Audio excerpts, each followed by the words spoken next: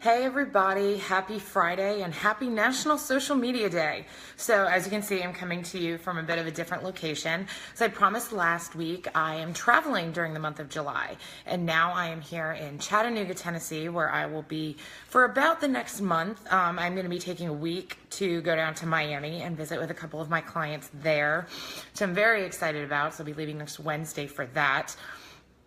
But as I mentioned, today is National Social Media Day, and it comes at a very good time because I actually had a conversation with somebody yesterday, and they were talking to me about how I hate social media. You know, I know it's necessary, but I hate it. I really don't want to have anything to do with it.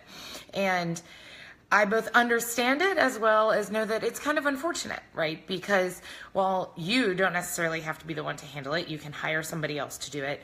It is really important that you understand how important social media is to your business. You know, this person in particular decided they didn't want to do personal updates on social media. So instead he utilized Facebook specifically for a business perspective, right? That's where he used as a more social, kind of more casual version of LinkedIn, right? So it's all business connections. You can choose to do that, and there will be a lot of benefits that come from that, right? Because not being on Facebook is something that, especially if you're a business owner, is going to be not necessarily detrimental to your business, but it's a huge opportunity that you could be missing out on. Right? And so while you don't have to have, you know, every picture of your dog or your kittens and every child that you have all over Instagram or Twitter or Facebook, it is important to be engaged, because what these networks are a huge opportunity for potential clients as well as referrals from past clients. They're an untapped resource, okay? And if you want to get started from the very beginning, it's also one of the most effective and least expensive ways to start promoting the products and services that your company is offering. So let's say for a minute that you are not the owner of a company. You are the marketing director, or you're just an event designer, or you're a salesperson on the events team, or a vendor. Okay, social media can still work for you, because this is the free way for you to stand up and talk to people and tell them why it is that you're good at what you do. I'm not saying you want to come out directly and say, well, I'm really awesome at this because da da da da da. No. What you want to do is you want to use case studies and examples of, here's my work, here's the strategy that went into it behind that.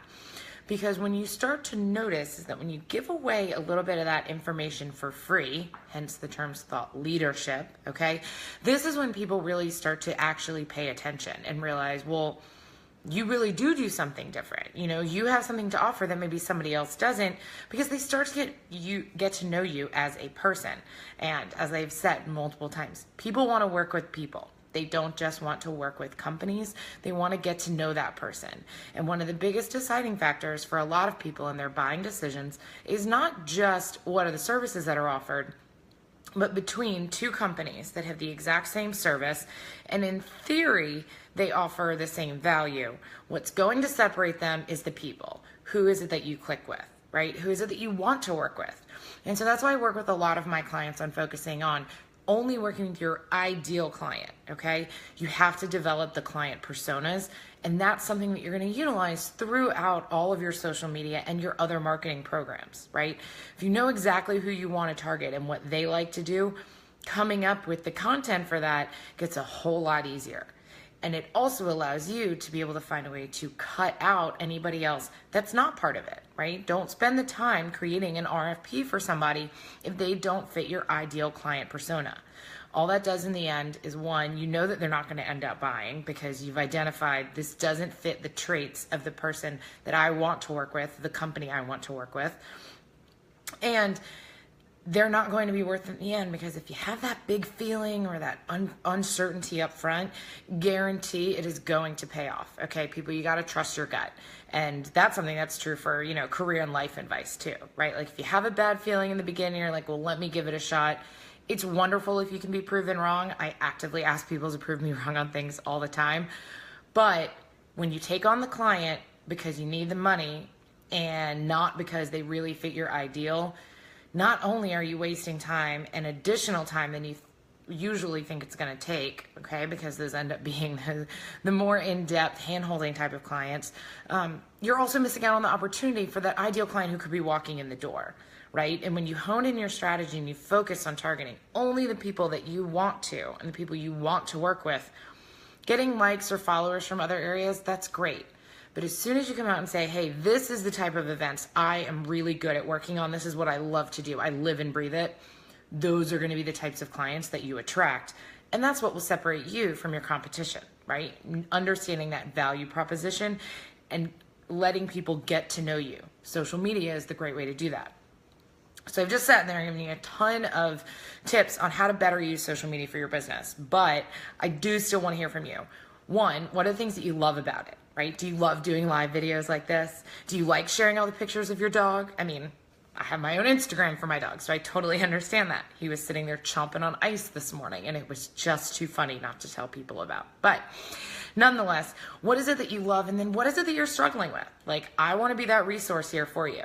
I'm giving you a lot of advice right here, but I can also get more customized to it and make sure that you really do have the answers, because social media should be fun, right? On social media day, as well as on every other day, it should be fun. And if it's stressing you out, then we got to work out the reasons why that is and then get rid of it. Most likely it's because it gets very overwhelming, right? That's what I hear a lot.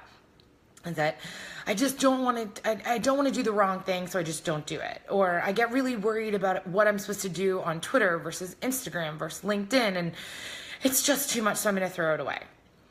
Yes, that might ease your mind a little bit, but again, you have this huge potential of revenue that's sitting there and it's waiting for you online. So you really do need to jump into it. So please comment on this video, shoot me an email, get involved with the Events Entrepreneurs Facebook group that I'm running and kind of share what are the biggest problems you're running into about social media, and then what are some of your big successes? Have you noticed that Facebook groups work really well for you, or do you really like LinkedIn groups better? This feedback really is both very helpful for me, as it makes it easier for me to tailor what my suggestions to be and the type of content that you want. If you want answers on how to use LinkedIn better, you got to tell me. I'm gonna give you answers on how to use LinkedIn better, okay?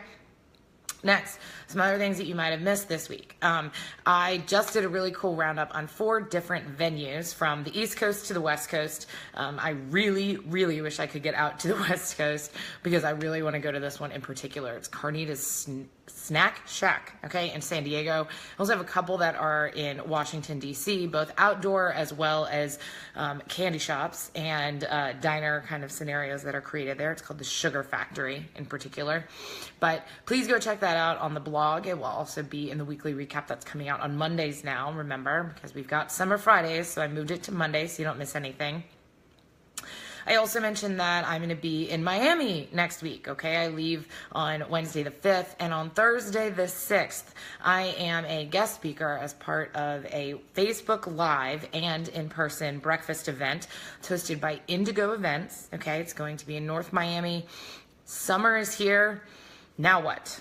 Okay, so we've got a lot of planners that are coming to participate, and we want you to sit there and have this kind of roundtable discussion that in summer months in particular, since Miami is a seasonal location, or just in general in your slower months, what should you be doing and what are other planners doing and other event professionals as a whole to prepare and make sure that you stay inspired, you stay engaged, you know the trends that are happening in the industry, and from my perspective, that you still have those leads coming in the door so that you're not going to have any more dry spells in the future. They may slow down a little, but you should have those marketing programs running so that you got leads coming to you every single day. All right? So if you have not gotten an invite to that yet, please, again, comment here, message me. I know I invited a lot of people that I know on Facebook. I would love to have you there. If you are not in Miami, this is why we're doing it as a Facebook Live. If you're in the South Florida area, we have an in-person breakfast, and it would be great to meet you, face to face.